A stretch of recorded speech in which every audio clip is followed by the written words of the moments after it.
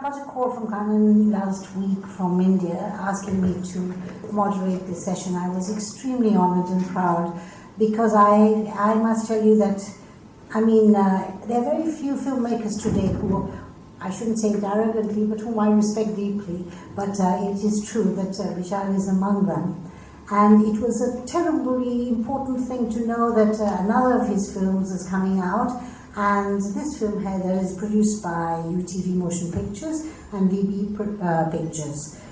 As you know, it's going to be released on October the 2nd, and it's going to be an event, because as I was saying, in today's Indian cinema, which a lot of films are released all the time, you'll find very, very few that actually are released on the name of the director. Majority, in due respect to Shahid, are actually released on because of the dominance of the star. The stars, well, their power in the industry, and that's true of Hollywood and India as well. And so a film by Vishal is an event in itself. People know that they're going to see a film because of this combination of obviously Vishal, but also Shahid. I would like to say a few words about both of them because, I mean, most people in this room know them very well, so I will not go into anything too detailed, and the ones who don't, check Google and Wikipedia, you'll get lots of information on them. I would say that Vishal's great strengths are that he, before being a director, he was a composer, and he also composed the music in his films and in all his films. And because of the importance of music in cinema, when you have a composer coming to work in films, you bring in another dimension, and that dimension is key in the context of Indian cinema. Plus, he is also writes beautiful dialogue and has a mastery of the language. As far as Shahid is concerned, I'm afraid, are we okay now? Yeah. As far as Shahid is concerned, I think again, there are many stars in Indian cinema who are very popular and so on, but very few take many risks and go for roles that actually challenge them. Shahid is one of the few actors today who is willing to appear in character. He's not always insistent on being the star. I was very, very impressed with his work in Kamine. I thought, here's a man who's edgy, risky, takes the role seriously. And you could see by the very clips and the way his performance is, he's riveting. Your eyes cannot shift from this man's face and his performance. And with great pleasure, I would like both of them to come to the stage here, and so we can welcome both Vishal and Shahid Kapoor.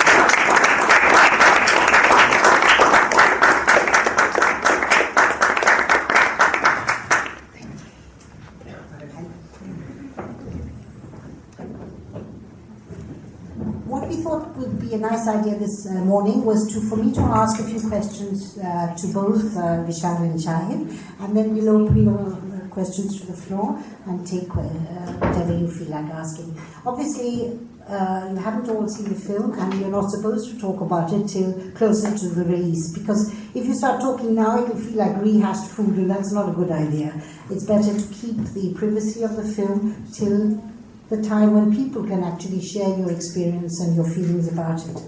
This morning I'd like to start with Vishal and say that obviously the four films of Shakespeare, which is Macbeth, Othello, Hamlet and King Lear, are regarded as the great tragicomedies. What was it about Hamlet that you wanted to make into Haider? Because Hamlet obviously has these themes of moral corruption, revenge and so on. And what were the main theme of Hamlet that you said, okay, we'll make it to Haider? Yeah, actually, I was confused when I wanted to complete my trilogy. So I was confused between King Lear and Hamlet. And I had worked on both, on King Lear and Hamlet. But more I worked on Hamlet and more I read it, I realized that the kind of sexual conflict my previous film had, and the man-woman relationship my previous film, or Macbeth or Othello has. So this would be better film to complete my trilogy, Hamlet. So this was the main reason, and at that time, frankly, many other filmmakers were also trying to do Hamlet. So that also pushed me to do Hamlet first. That's an honest answer. But now, Shahid, I wanted to ask you, all the great stage actors in the world want to play Hamlet. It's a real challenge for them, and because it's obviously a complex character and so on.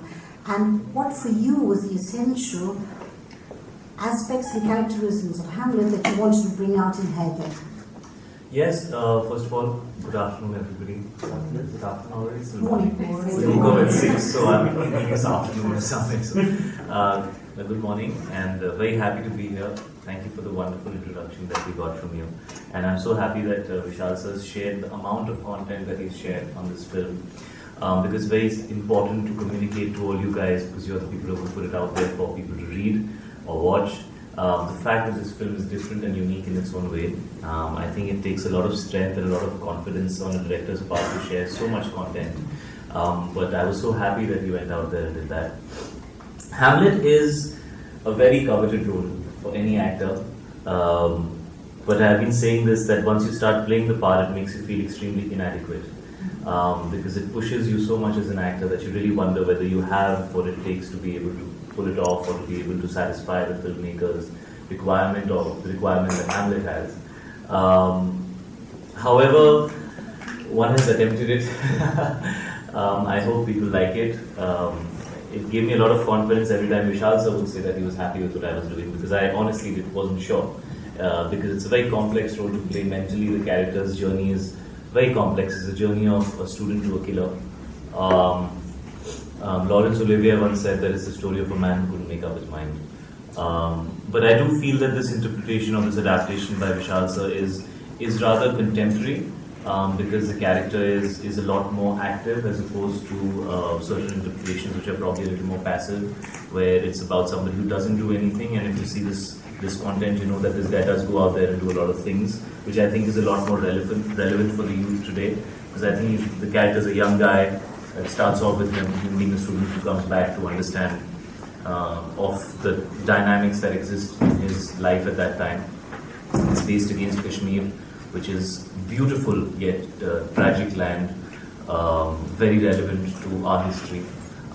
So yeah, very complex role to play, possibly the most difficult of my career yet, but equally exciting and challenging. Yes, you see that, and I like what you said about the fact of the indecisiveness of the character, and here he seems to be much more taking things into his hands. Yes.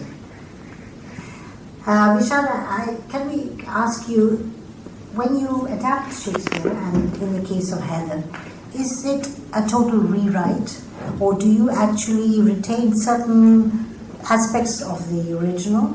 And in Haider, what is it that does not translate if you want to make it into the Indian context?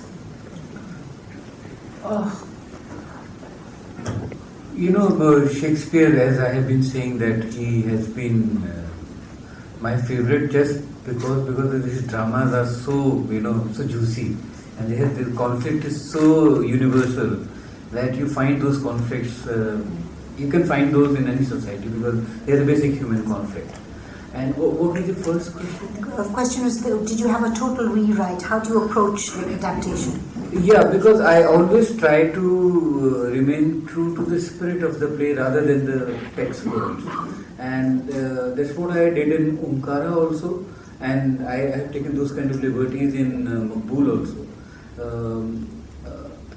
In Haider also, my ghost comes late. In Hamlet, the play starts with the ghost. So I have taken these kind of structural liberties, but all those milestones for which Hamlet is known for are there, including the Oedipus complex. All those things are there. But of course, it's a rewrite for me, and I see it as a completely my own work. So, it's very difficult to take Shakespeare's burden off your head, and especially when you're making a trilogy. But I have been like that. Just one little aside, obviously the "to be or not to be" is one of the most famous lines from Shakespeare. How do you handle that in Hindi? What did you do with that? I had many options, and in this we have 2-3 places, he says different things, but basically for me is मैं रहूं कि मैं नहीं, और या है कि है नहीं, but मैं रहूं कि मैं नहीं is beautiful, because very poetic. Yeah. It works very well. Yeah, It's मैं good. रहूँ कि मैं नहीं, true movies. It is. One last question to Shahid before we open to the floor. Shahid, can you tell me, in the beginning, as you said, there's the journey of this character and of Haider. In the beginning, you are an introvert. Now, that for an actor is quite complex to play because you have to make visible something that is internal. Especially when you're given contact lenses to wear and you're told you can only act with your eyes because the character's not supposed to really do much. Yes, but when you're provided with such amazing content as an actor, when you're provided with a situation, I mean, one is usually used to doing movies which are largely single layered, so to say. It's very rare that you come across content as an actor, script as an actor, character as an actor, situations as an actor, which are complex. And I guess that's where performance can actually come from. I don't think any actor can go beyond what the script is asking him to do in terms of what he can put out there. I can only do what the character demands or the situation demands. And so when you're put in a situation which is rather complex, it helps you perform better. So I don't know about too many expressions or less expressions, or I don't really think of it like that. I just try to understand the character, his background, his mental state, and just try and be honest with how that character would be feeling in that situation. And I've pretty much played the whole role like that. I've never tried to think of, is this too many expressions, or is this loud, or is this not loud. I think those things are largely governed by the director. If he feels that you're doing something which is not in sur, as we say, in tune with the rest of the film or the situation, he always comes and corrects me, and I have a fantastic relationship with Vishal sir on that. And I think we had a really good relationship when we did Kamine, but now I think it's grown a lot, especially after this film. I felt very dependent on him pretty much through the film. I would be very unconfident if I couldn't see how he was looking at, what his expression was after I finished a shot.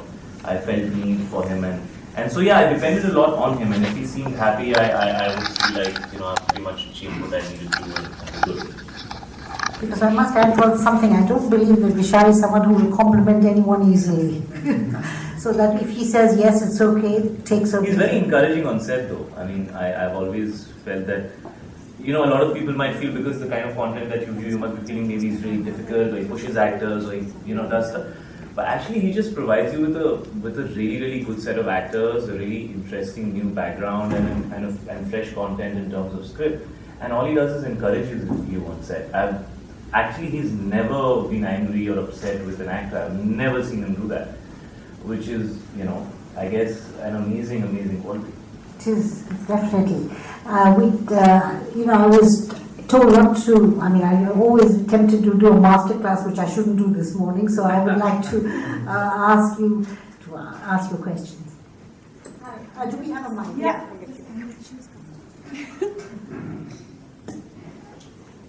What would you do if you didn't do a master class? I'd open it to the floor. Hi, thank you both of you for being here. My name is Charu. My question is for Shahid. I wanted to ask you that now that the film is over, now that you've portrayed the character, what is that one thing which has lingered on for you in the real life after the film is over? The hair grew back. I'm happy about that. I have another thing to do. The beard is lingering on, although it's... Yeah, we are thankful for that. For the hair or the beard? Both. What's lingered on is this feeling of why didn't I do more films like this after Kamine? That's the one feeling that I felt the most while shooting Haider. It was a very enriching experience as an actor. And when you do films like this, it reminds you of why you wanted to become an actor, actually. And then a lot of other things take over. And I guess that holds true for any profession. We all get into something because, at a certain age, there are certain things which attract you to a particular profession. And then when you do it, there are rare opportunities where the things that you did it for are the things that you actually do it for. It's like that. So I really felt like I should have done more films like this after Kamine. And I'm very clear that I would want to do one such film every year for my journey as an actor. I hope I get those scripts and they come my way. It's rare, and I've been trying to convince Vishal sir to make one film every year, and cast me in it. I'm trying. But yeah, that was the one thing that I felt the most. Any other question? Shabani? Is this the earliest press conference you guys have done, or you've done early press conference? Just checking, in case everybody needs some coffee.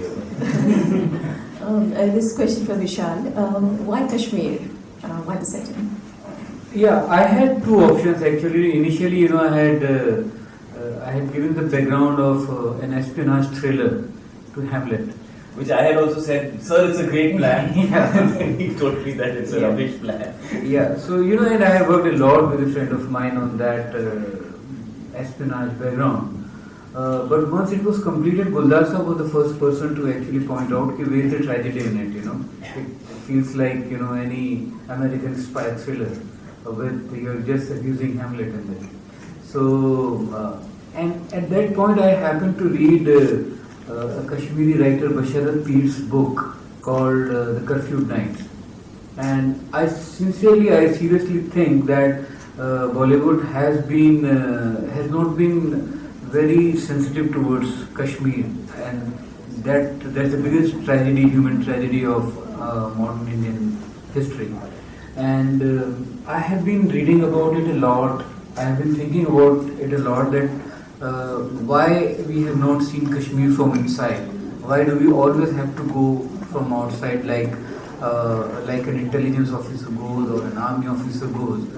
And I was just these thoughts, you know, were crisscrossing in my head, and I happened to read Curfewed Night, and it's a memoir of Basharat growing through the conflict of 90s from his early age till when he went to the college in Aligarh.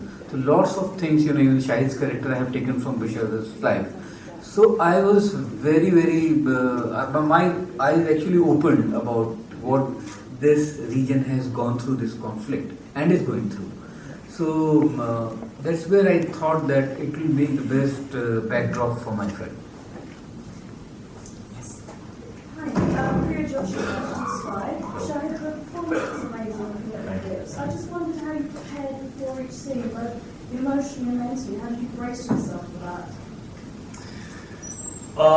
Well, first of all, I'm really glad we shot it where we shot it, because Kashmir has a certain character to itself.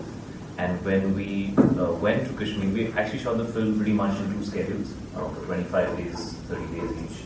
And that really helped all the actors kind of disconnect from everything else and absorb the atmosphere that what was in and try and represent it correctly. So I think the fact that we were in Kashmir was fantastic. One was surrounded by a really, really, really good cast. One had the good fortune to work with people like Tabu Ma'am, Irfan sir, KK sir, and pretty much everybody else on the film. That was something that helped me a lot. A lot of it usually comes from the script, so spending time on the script is something that's most crucial. And talking with Vishal sir, discussing various avenues of the script was very, very crucial. And beyond that, it's a rather personal, lonely journey when you play a role like this, because you need to understand exactly all the things that are going on in this guy's head, because there's a lot going on in his life. So it's instinctive, and at some level you need to find your connection with the part that you're playing, and that's how you kind of become the part. So, I mean, it's all big words, maybe we'll watch it and be like, oh, whatever. But that's the attempt, at least. Yes. Any questions? Hello, I'm actually looking for response. Hi. Thank you. And we have a mic. Would you say that Hamlet chose his destiny, or was there a certain point when Hamlet could have decided, actually, no, I want to have a happier ending? Or You want me to give away the story of the film? just as you've got to know this character so intimately, Yes. would you say that destiny chose him, or did he have a point in his journey when he could have altered his fate? Hamlet is a thinking man's hero. He's not somebody who gets up and starts kicking and punching people because there's a problem and resolves it, the way we're used to watching in a lot of movies, where the hero just gets up and breaks everybody's face or stuff like that, and it's all good. He's a complex character. He thinks a lot about life. He's very human, very real, very normal, very vulnerable. He's sensitive. He doesn't want to do anything that might be inappropriate. And because the film is a revenge family drama, he's very affected by the relationships that he has. May it be with Ophelia, which is Arshia, which is Shraddha's character in the film, or may it be with Gertrude, which is his mother's character in the film, Shraddha's playing, or may it be his uncle, is playing. And because all the conflict lies within the family, it's more difficult for him to do something radical or drastic. But he's also a bit, he obviously has to be extremely passionate and extremely determined to eventually go through the journey that he goes through, which is why I say he's not passive and he's very active, because he chooses to participate in his destiny. So I wouldn't say that he molds his destiny, but he definitely doesn't allow things to take their own course. After a certain point in time, he is a reactive character and not a passive character for sure. We're going to go soon for the last question. Someone?